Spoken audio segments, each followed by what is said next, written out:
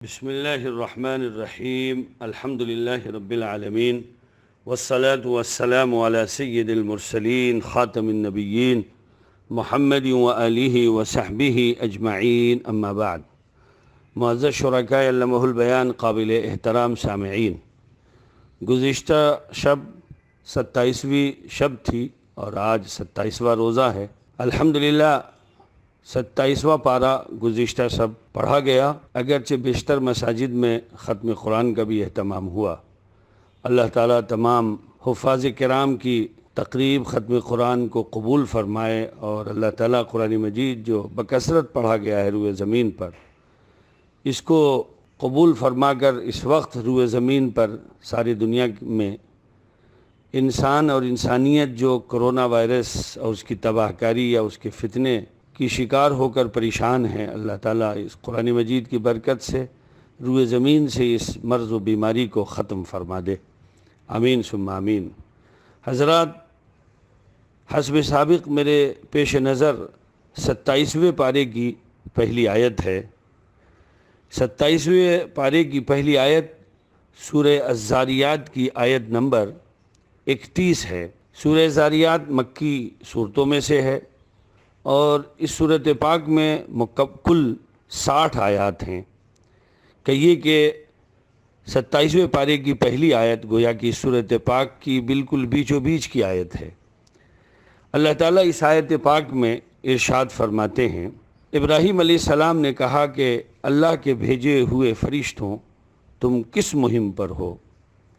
حضرات، واقعہ تفصیلی ہے، لیکن 10 منٹ کے اس وقت میں مجھے آپ کے سامنے اس آیت پاک کو اس طرح پیش کرنا ہے کہ کچھ آپ کے سامنے اس کا خلاصہ آ جائے۔ سیدنا حضرت ابراہیم علیہ السلام کی عمر 100 سال ہے، اور ان کی زوجہ محترمہ کی عمر 99 سال ہے، حضرت سارہ کی۔ حضرت ابراہیم علیہ السلام اور سارہ علیہ السلام کے دلوں میں ظاہر ہے کہ اولاد کی آرزو ہے، اور اللہ تعالیٰ نے اس آرزو کو پوری فرمایا ہے اور ان کی اس دعا کو قبول فرمایا، اور فرشتوں کی ایک جماعت کو حضرت ابراہیم علیہ السلام کی خدمت میں بھیجا۔ سورہ ذاریات میں یہ واقعہ تفصیل سے مذکور ہے کہ حضرت ابراہیم علیہ السلام کے بعد جب یہ فرشتے آئے تو سیدنا حضرت ابراہیم علیہ السلام اپنے نبی بھائیوں میں مہمان نوازی میں ان کا ایک خاص طرہ ہے۔ حضرت ابراہیم علیہ السلام نے ان مہمانوں کی ضیافت کے لیے بچڑا ذبح فرمایا اور اسے بھون تل کر ان کی خدمت میں پیش کیا، لیکن ظاہر ہے یہ فرشتے ہیں جو کھانے پینے سے اللہ تعالیٰ نے انہیں مبرہ رکھا ہے۔ فرشتوں نے کھانے کی طرف کوئی رغبت نہیں دکھلائی، تو حضرت ابراہیم علیہ السلام کے دل میں ایک بات پیدا ہوئی، اور اس زمانے کا رسم و رواج بھی تھا کہ اگر مہمان نے کھانے سے انکار کر دیا ہے تو وہ دشمن سمجھے جاتے تھے یا عدو میں ان کا شمار ہوتا تھا۔ سیدنا ابراہیم علیہ السلام کے اس ڈر اور خوف کو فرشتوں نے جلد ہی یہ کہہ کر ختم کیا کہ ہم اللہ تعالیٰ کی طرف سے بھیجے ہوئے ہیں، اور ہم 2 مہم پہ آئے ہیں۔ ایک تو یہ کہ ہم آپ کو ایک بیٹے کی خوشخبری دیں، اور دوسرے یہ کہ ہم قوم لوط پر عذاب الہی لے کر آئے ہیں۔ حضرت ابراہیم علیہ السلام کی زوجہ محترمہ اس وقت بہت حیران ہوئیں، لیکن اللہ تعالیٰ کے ان فرشتوں نے انہیں مطمئن کیا۔ ظاہر ہے وہ نبی کے گھرانے کی خاتون تھیں، اللہ پر ایمان تھا، یقین تھا، اور اس کی وجہ سے انہوں نے زیادہ حیرت کا اظہار نہیں کیا۔ بہرحال یہ فرشتے حضرت لوط علیہ السلام کی بستی کی طرف گئے۔ حضرات، حضرت لوط علیہ السلام حضرت ابراہیم علیہ السلام کے بھتیجے تھے، جو عراق میں ہی ان پر ایمان لا کر ان کے ساتھ وطن سے ہجرت میں ان کے ساتھ شریک تھے۔ ان کے شہر میں بھیجا۔ اس شہر کے لوگ شرک کے علاوہ ہم جنس پرستی یعنی لواطت کی خباثت میں مبتلا تھے۔ ہم جنس پرستی یا لواطت ایک بہت گھناؤنی اور بہت ہی کریہ حرکت ہے جو انسانوں سے سرزد ہوتی ہے، بہت کریہ ہے، بہت زیادہ اللہ تعالیٰ کو ناراض کرنے والی ہے۔ حدیث صحیح میں رسول اللہ صلی اللہ علیہ وسلم نے فرمایا کہ اللہ تعالیٰ اس شخص پر لعنت فرمائے کہ جو عمل لوط میں مبتلا ہے۔ بہرحال جب انہوں نے حضرت لوط علیہ السلام کی بات ان کے قوم کے لوگوں نے نہیں مانی، سیدنا لوط علیہ السلام نے انہیں بڑی سمجھانے کی کوشش کی اور ان کے سامنے بہت دلپذیر تقریریں فرمائیں، اور بس وہ اسی مہم میں گویا کہ اس علاقے میں بھیجے گئے تھے۔ اللہ تعالیٰ نے ان پر عذاب نازل کرنے کے لیے ان فرشتوں کو بھیجا۔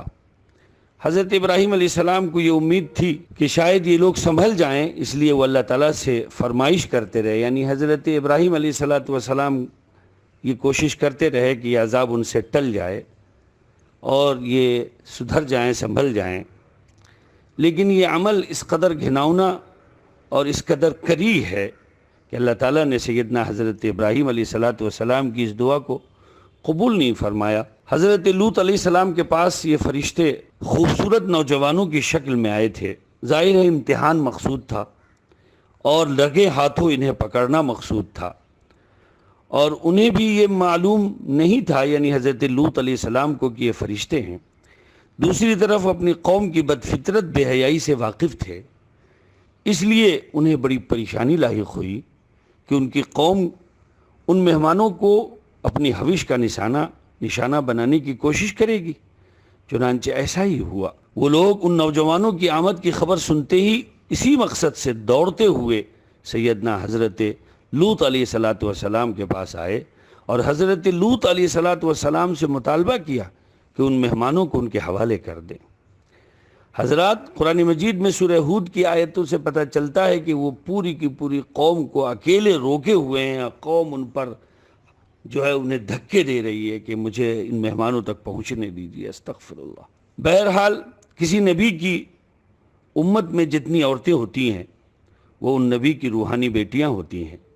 حضرت لوط علیہ السلام نے ان بدقماش لوگوں کو نرمی سے سمجھانے کی کوشش کی اور انہیں بتایا کہ یہ تمہاری عورتیں جو ظاہر ہے کہ میری روحانی بیٹیاں ہیں، چونکہ نبی امت کے روحانی باپ ہوتے ہیں، اسی حیثیت سے انہوں نے کہا کہ یہ میری روحانی بیٹیاں ہیں، تمہارے گھروں میں موجود ہے، تم اپنی نفسانی خواہشات ان سے پوری کر سکتے ہو، اور یہی فطرت کا پاکیزہ طریقہ ہے۔ سدوم کے لوگوں کو ان کی قوم بھی قرآن کریم نے اس معنی میں کہا ہے کہ وہ ان کی امت تھے جس کی طرف ان کو بھیجا گیا تھا۔ اس موقع پر انہوں نے انتہائی بے چارگی محسوس کی اور انہیں یہ احساس ہوا کہ اگر آج میرا خاندان و قبیلہ ہوتا تو میری مدد کرتا۔ جی، بہرحال اس موقع پر فرشتوں نے بات کھول دی اور فرمایا کہ ہم فرشتے ہیں، لوط علیہ السلام آپ فکر نہ کریں، اس لیے آپ بالکل نہ گھبرائیں، یہ آپ کا یا ہمارا کچھ نہیں بگاڑ سکیں گے، اور ہمیں ان پر عذاب نازل کرنے کے لیے بھیجا گیا ہے۔ صبح تک ان کا قلع قمع ہونے والا ہے، آپ اپنے گھر والوں کو ساتھ لے کر بستی سے راتوں رات نکل جائیں تاکہ عذاب سے محفوظ رہیں۔ البتہ حضرت لوط علیہ السلام کی بیوی کافرہ تھی اور ان مجرموں کی رازدار تھی، اپنی قوم کی بدعمالیوں میں ان کا ساتھ دیا کرتی تھی، اس لیے حکم ہوا کہ وہ آپ کے ساتھ نہیں جائے گی بلکہ دوسروں کے ساتھ بھی وہ بھی عذاب کا شکار ہوگی۔ دیکھیے، نبی کی صحبت، نبی کی اولاد، نبی کا بیوی ہونا اللہ کے عذاب سے، اگر انہوں نے نبی کی تعلیمات پہ عمل نہیں کیا ہے تو فائدہ نہیں پہنچاتا۔ بھلا روایات میں ہے کہ یہ کل 4 بستیاں تھیں جن میں یہ بدقماش لوگ بستے تھے۔ ان ساری بستیوں کو فرشتوں نے جوں کا توں اوپر اٹھا کر زمین پر اوندھا پٹخ دیا اور ان کا نام و نشان مٹ گیا۔ بعض حضرات کا کہنا ہے کہ بحر میت، ڈیڈ سی، جسے بحر مردار بھی کہا جاتا ہے، ان بستیوں کے الٹنے سے پیدا ہوا ہے، ورنہ کسی بڑے سمندر سے اس کا رابطہ نہیں ہے۔ اس کے علاوہ جس مقام پر یہ بستیاں واقع تھیں، یعنی بحر مردار کے آس پاس کا علاقہ، اس کی ایک خصوصیت یہ ہے کہ یہ پورے کرۂ زمین کا سب سے نچلا حصہ ہے، یعنی زمین کا کوئی اور حصہ سطح سمندر سے اتنا نیچا نہیں جتنا نیچا یہ ہے۔